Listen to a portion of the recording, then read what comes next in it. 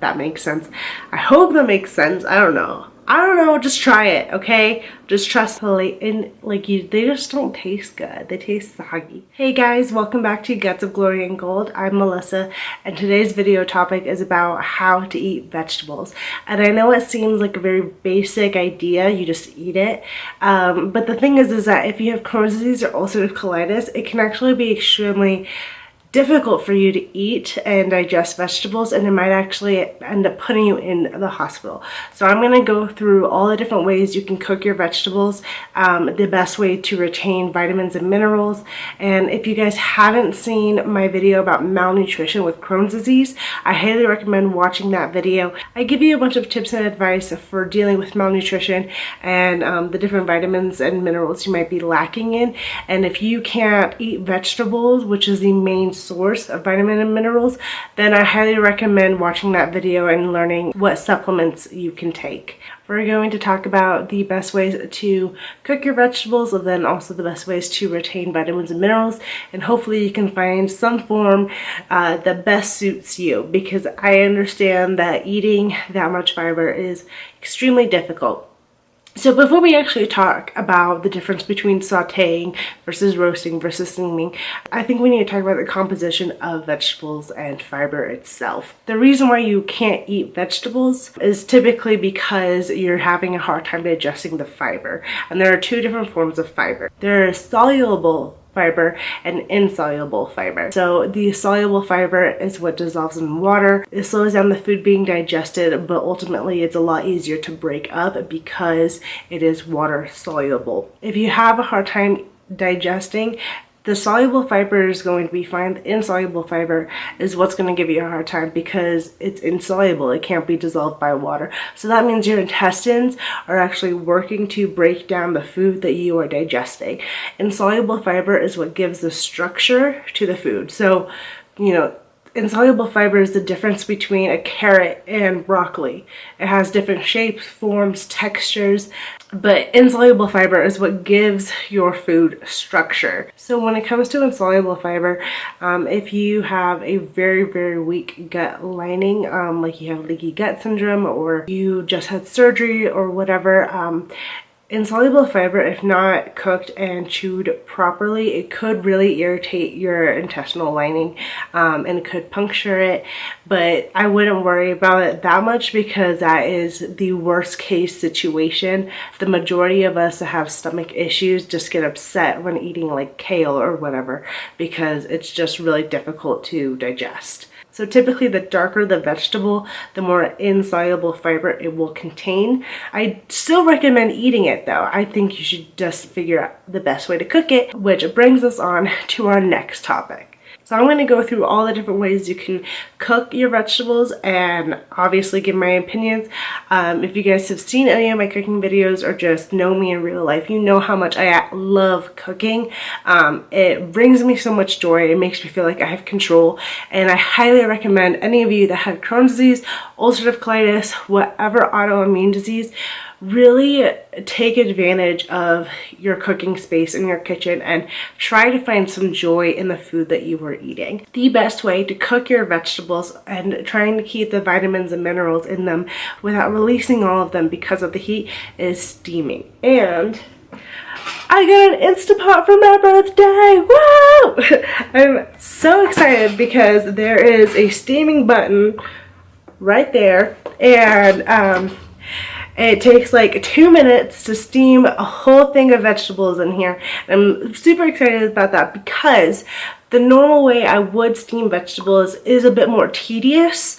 And it's basically, I have like I'm gonna go get it. Okay, so there's no way I would be able to describe this. If you don't have an Instapot, you can buy this thing. And basically what you need to do is either take a large pot or a deep pan, fill it up with a little bit of water, and you see this thing has legs. You fill it up just with a little bit of water and bring that water to a boil. Put all of the vegetables on here, put the lid on it, and then you steam it for however long you want. I typically cook mine for Depending on how many vegetables I have, it could take a while for me to steam them all. So that's why I'm excited to have an Instant Pot, because it takes me 2 minutes to steam all my vegetables in here. And typically it would take me like 10 minutes or so to do it this way. But I mean, like, that's just me being lazy. I'll still do it though. I highly recommend just getting this because steaming is the best way to retain all of your vitamins and minerals within the vegetables. The worst way, I need to put this down. The worst way to eat your vegetables is by boiling them, because even though it might make them very soggy and a bit more easy to eat, you lose almost all of the vitamins and minerals. So with sauteing and roasting vegetables, you can lose up to 100% of the vitamins when you're cooking those vegetables. However, that is because, if you guys have watched the malnutrition video, vitamins are soluble, so they evaporate with the heat. Minerals do not though. So if you're anemic, the best advice would be, like, you know, adding some spinach into your omelet, and you're still going to get the iron from the spinach because it won't evaporate from the heat. Sauteing and roasting your vegetables are also the best way to control the firmness of your vegetables. So I mentioned that insoluble fiber is what gives the structure of your vegetable. It can be kind of controlled by heat, and so if you have a very difficult time eating certain vegetables, I recommend cooking them on a low to medium heat for about 10 to 15 minutes, so they are still delicious and not burned, but they're kind of withered down and they're not as strong. Like, for example, if you get green beans or asparagus is a perfect example. When you get raw asparagus, you snap it in half and you hear that break, and you can hear how hard fiber structure is in that vegetable. However, after sauteing it or roasting it for 15 to 20 minutes, it's kind of flimsy and it's going to be a lot easier to digest. So we've gone over steaming, boiling, sauteing, and roasting. Another really easy way to eat your vegetables is by blending it, and this could be in form of a soup or a smoothie. My personal opinion is that when it comes to vegetables, I do not recommend peeling your vegetables, especially if you are going to cook them. If you're going to eat vegetables raw, then I do recommend peeling them. Or if you're going to eat a fruit that is very fibrous and you're not going to cook it, like an apple, that's when I would peel the skin. Except if you're going to put your vegetables in heat, I don't really recommend peeling them. I think that you would just be losing so many minerals that way, and especially if you're going to be blending it, the blades are going to chop it up and it's going to be very smooth and easier for you to digest. Some people say that they have a really difficult time with wind when they deal with like blended vegetables. I don't have an issue with it, and I think something that you should consider adding if you have an issue with that is a binding component. So with my smoothies, I always add at least a whole banana. And then with my soups, if I'm going to blend it, I typically will always add some potatoes to make it a bit more thick. I recommend adding some of a binding agent so you won't have so much wind.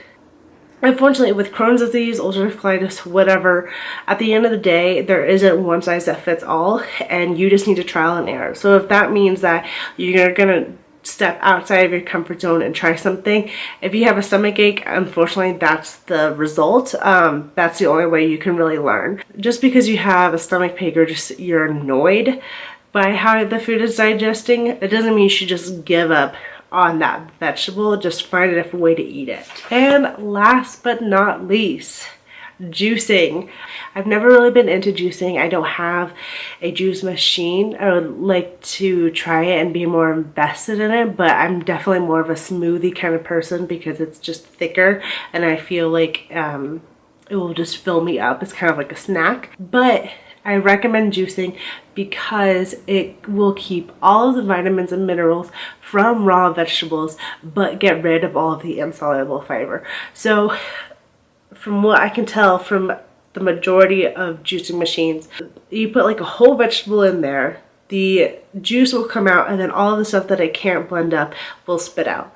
And what it spits out is the insoluble fiber. And so juicing is the best form for you to get all of your vitamins and minerals, but without having to deal with insoluble fiber. I found on a lot of websites claiming that this is the best way. However, I think that there's actually scientific research out there that will disprove it. Either way, it's not going to damage you.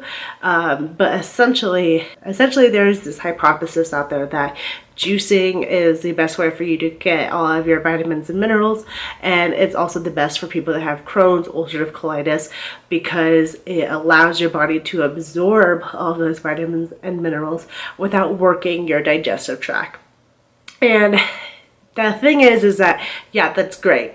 And I never really had any digestive issues when I juice. However, if you guys have been admitted in the hospital for Crohn's and ulcerative colitis, for me at least, they sometimes hold back giving me water because they want to settle my stomach the best that they can in order for me to have like the best MRI picture that they could get or whatever. I've seen this a few times where they hold back water just for a few hours or so to purposely stop movement in your stomach. I don't think there's harm in either hypothesis.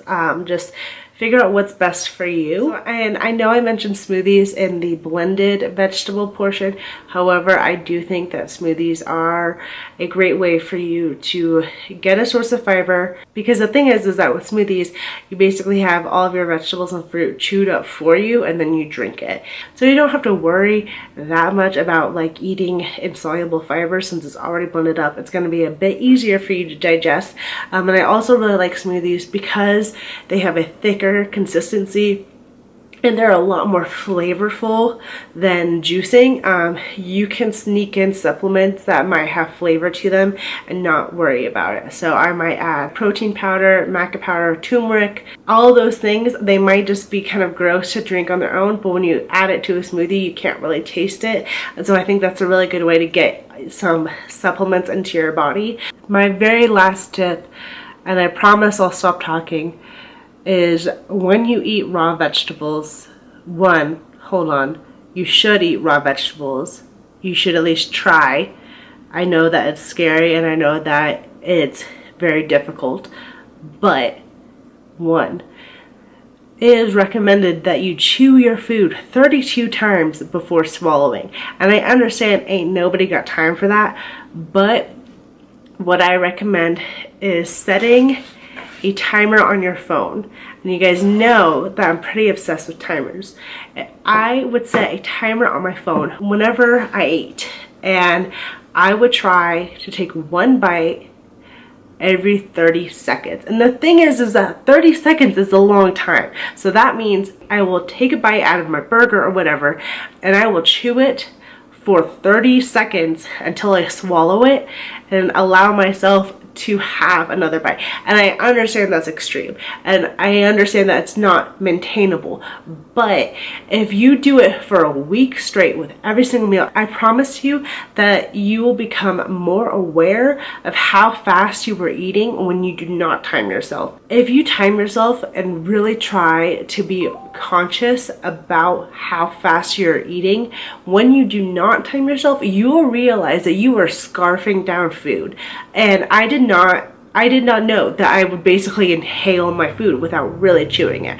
So I highly recommend timing yourself to kind of train yourself to actually enjoy the food that you're eating. And the second tip I have for eating raw vegetables is when it comes to salads, chop up your salad very finely, almost as if you're going to like garnish a plate. I find that instead of having gigantic leaves of lettuce that I need to chew down, when it's already really chopped, it's a lot easier for me to chew, a lot easier for me to digest. So for specifically eating salads, I highly recommend chopping them finely, but then also when you put in your dressing, kind of massage your greens, and you can see it in the video right now. So not only does the dressing cover all of the leaves, but because I'm kind of rubbing them, it makes them a little bit softer, a little bit easier to chew instead of them being super rough. I haven't been posting that many food videos, but I definitely am going to get back into that just because I don't want to wait and film while I cook. I just want to cook and eat it really fast, which is bad. Don't do that. But I will be making a lot more cooking videos that utilize all the tips that I have put in this video. If you guys have any other ideas or suggestions or things that you do that help digest your vegetables, please leave them in the comment section down below. Greatly appreciate it. Remember that you were never alone, and I'll see you in my next video. Bye.